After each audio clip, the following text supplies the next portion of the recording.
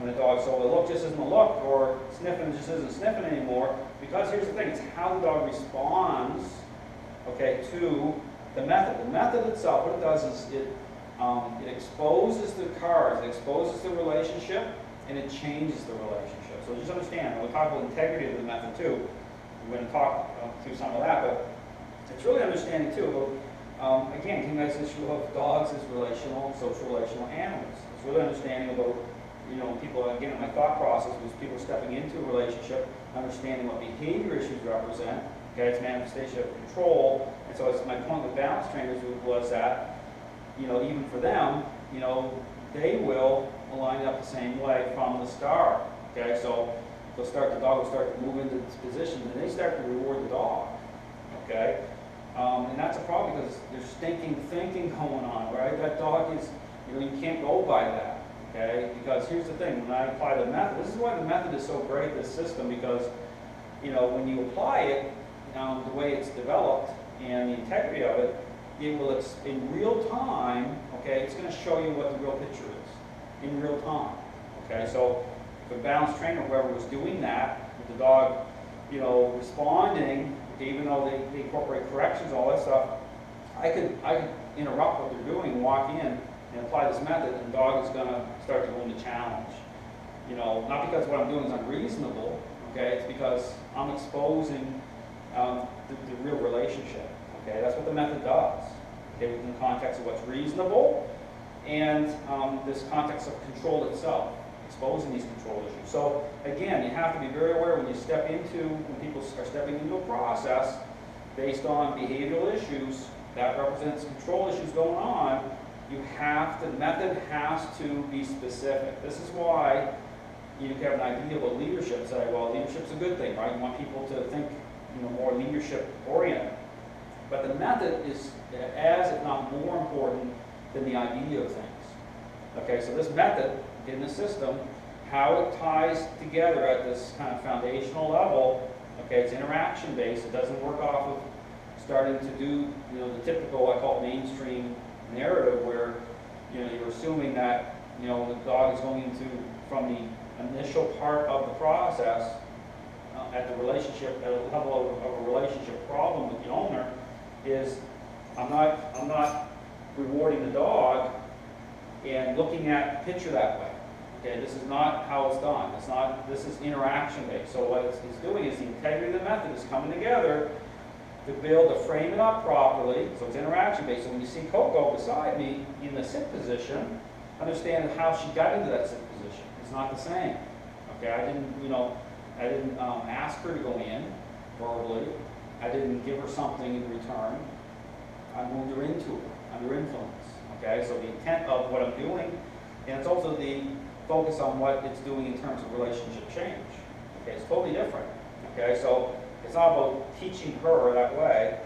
It's about her doing what's reasonable within the parameters of how she sees me through that connection. Okay, at that base level, at a nature level. So, but understanding too of what my goals are. Okay, how I'm moving the relationship from point A to point B. Because here's the thing: it can appear like you're moving the relationship from point A to point B, and not be moving at all. So you want to make sure you're not being deceived. So again, I'm going to go through some of the method. You're going to see me do some of it with her, but really important point, the stuff I just talked through a little bit, I'll talk through more and more of it as we go along, but it's really understanding from the start of the process. That, you know, if you don't get the start of the process right, nothing else matters. Okay, you can be moving around in here and doing stuff, and that's just going to be a complete washout. You'll be wasting your time, and that's really common. I'll tell you, that's a real common thing that goes on in the dog training world, is people totally wasting their time because the dog owners don't understand. They're going by what people are telling them. Okay, this system is built on depth. Okay, so my hope through this series of videos is going to provide a foundation for dog owners, for trainers, for whomever that really care about dogs and want to make sure that good things happen in the relationship. Because again, it's about relationship. Okay, depth of relationship. And again, so when people have questions about the flat collar, how it's used, how it ties in. Go-between tool, again, the pressure collar, it's how it's used, okay? And even other tools such as people have questions about the remote collar. That's a secondary tool used in situation with the crate, but on typically just on vibration, okay? And because again, it's about how it ties into the dog. Because here's the thing, this method makes sense to a dog in such a way that the dog responds better for the remote collar at a low level of vibration because of how everything comes together. The method, how it covers off. Okay, there's no holes and gaps in it. It's not approaching the relationship at a superficial level like the majority of systems out there. This approaches it for what it is. It's a relational changing process. It's about relationship, okay? Depth of relationship. How it changes perceptions of the dog, but even influence. You know, talk about optics, okay? You know, making sense of, okay, what does physical force mean? What does influence mean? Well, it comes in through the method itself, and how the method intersects, okay? So how it's coming through the leash, collar, through my hands, through the interactions, okay? It all comes together, okay, to begin to change the perceptions of the dog. So they're what I call the building blocks of change, or what I call follower moment. So as these influence take hold, what you're going to see is Coco's head turning inwards towards me. So it's very tangible. You can see it, okay? You can see the head turning in. So what that looks like, and think about it, is fading, and you're fading into the picture. So a dog holding a lot of control, what happens? The mind's separated. You're going to see the dog, you know, mind's going to go, the dog's going to go everywhere, right? You're like, what's, you know, the dog isn't going to resist the leash. Because what does the leash represent? If I'm advocating, right, the dog coming in right beside me in the staging area, because this is the perfect position to work off of, okay, to interact with the dog right here. Either, you said, pick your strong side, your left or right side, doesn't matter. But it's how it frames up, okay? It's how the picture comes together. So again, you want to make sure that when you're doing this, that it's framing up properly, okay? So again, everything ties in together really well. So here, you're going to see me do some of the method. I'm going to keep talking as I do it. I'm going to bring, now from here, I bring Coco up. She's in the down. So a little bit of pressure through the collar and leash, enough so she understands Dale wants me to come up. Now, again, because we'll talk about this issue about, okay, Dale, when can I pet my dog? Okay, if I have a relationship problem, think about that. Don't get too caught up in that, because here's the thing about positive. So much is said in the dog training world about positive, right? We want to be positive with our dogs. Of course we do. But we get a relationship problem with our child, okay? It's probably not going to look too positive. You have to get your mind around that. It's like, it's not that you're going to be aggressive in how you approach it, but you have to have a level of investment. But there's things that aren't going to make sense. A child can stand there and argue with you all day long, right? Are you going to sit there and waste 4 hours of your time arguing with a child that's not, you know, you have to invest in certain ways that's going to get the desired action, right? But then to how I'm applying, you know, that investment level, how I'm approaching parenting, because there's 4 styles of parenting, right? How the parenting style that I choose is going to dictate what happens in the relationship. Okay, if you study the 4 styles of parenting, you'll see how this all plays out. And really, a lot of the same results come from applying, there's a wrong way of parenting, right? And there's a right way. You know, if you look at the authoritative parenting style, that's considered by experts as that's the right approach. If you apply more of a permissive parenting style, right, it leads to all sorts of bad things happening. And the same holds true with dog training. Now, I'm not suggesting that people are, by default, permissive parents because they apply a certain way with dogs. I mean, we love our dogs. You know, we may have a great parenting style with our children, but because of what dogs represent to us, too much emotion tied into it, okay? So just understand there's factors here that will cause these things to kind of go sideways, but understand, again, that when you have a relationship problem, there has to be depth. The method has to tie together properly. You can't just work on trying to, paint a superficial picture and expect good outcome, because you'll be deceived. The same holds true. If it looks too good to be true, probably is. Well, that's a big problem in the dog training world, okay? It isn't about, again, I encourage people, don't buy into this other narrative about anything beyond that is you're being abusive to your dog, okay? You see how this, and don't get me wrong, there are trainers out there that are way too over the top. They're hanging up dogs and doing all sorts of crazy stuff. That's not what this system is about, okay? It's about what's reasonable. But the key is being proactive, right? So if you're proactive in how influence is applied, it's not reactive, and you're not getting into that bad optics of influence or asserting influence in such a way that comes off as very harsh, right? This is about being proactive. So here, because here what I'm doing is I'm working off of my staging here, right? So I'm getting Coco to first, so we'll go through the sequence here a little bit. So the first order of business is getting your dog to come into agreement with the sit. Okay, so here I have the leash in my other hand, just the flat collar's on Coco right now, and again, I'm ready. I can nudge a little bit if I have to. See this inwardness a little bit. Her head's down a little bit. When you see that with dogs, that means that they have control going on, and the mind's pulling in a little bit, and you get a little bit of downwardness going on. That's not to be, don't get upset over that or concerned about it.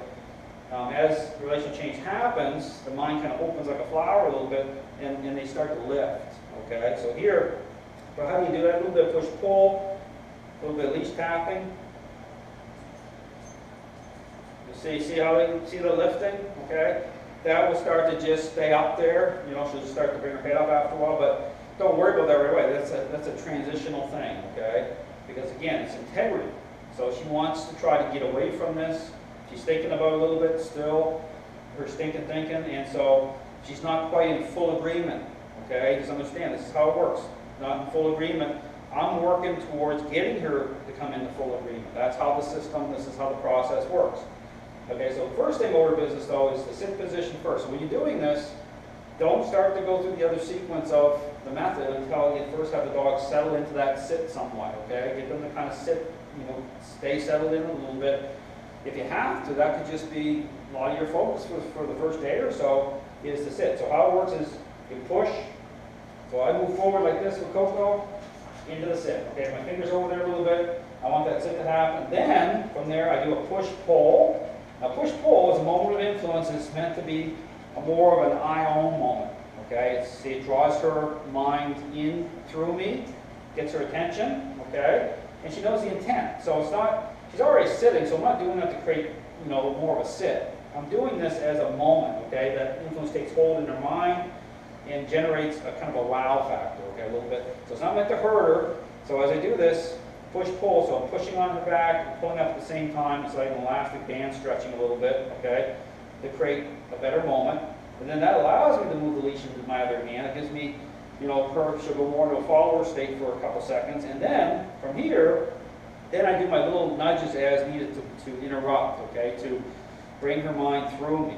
Okay, so there's definitely, when you look at this, what you're looking on, again, something tangible, is like fading in. Okay, so the inwardness part is important because that's what you're going for. Same thing, move forward. And I'm going to start walking around. You see me go through the sequence here a little bit. Push, pull, tap the leash, move forward. Now even as I'm moving, right, we get ready to put her in a sit. Fingers right over here. You want really good alignment. Push, pull, and then tap the leash, right? Same thing, move forward. Now if you're first doing this with the dog, just starting, it's about integrity, just do one step. Okay, for the first 2 or 3 days, one step, right in. Because you want really good integrity, push, pull, and then tap, tap. One step, now she's on my left side, step with my left foot. Okay, step, right in, guide the dog right into that sit, push, pull, then tap, tap as needed. Okay, so you create a little slack here too. So what is it? It's a moment. It's like a little hey you moment. But don't crank the dog, it's like a little nudging, okay? So what I'm doing, I'm looking at her, and I'm sensing when she's starting to, her mind's starting to shift out a little bit. So right here, see she's starting to shift, see that tap, tap? Just a little subtle tap, tap, okay? A little subtle tap, tap. Now, because again, I'm in process, and you're dealing with stinking thinking, okay? You need to be more consistent in the tap, tap, in the active method being active. Okay, same thing, move forward with her. Tap, tap. So here, it's about investment in the method, investment in relationship, changes perceptions from her to me. Okay, this lines up that way. And if I do anything else, okay, if I try to use treats or start getting this whole reward thing and all that, she can come into agreement with something. Okay, you have to tie it in that way, but understand I'm still dealing with control issues. It's about relationship, depth of relationship. You have to actually look at the context of why she's accepted.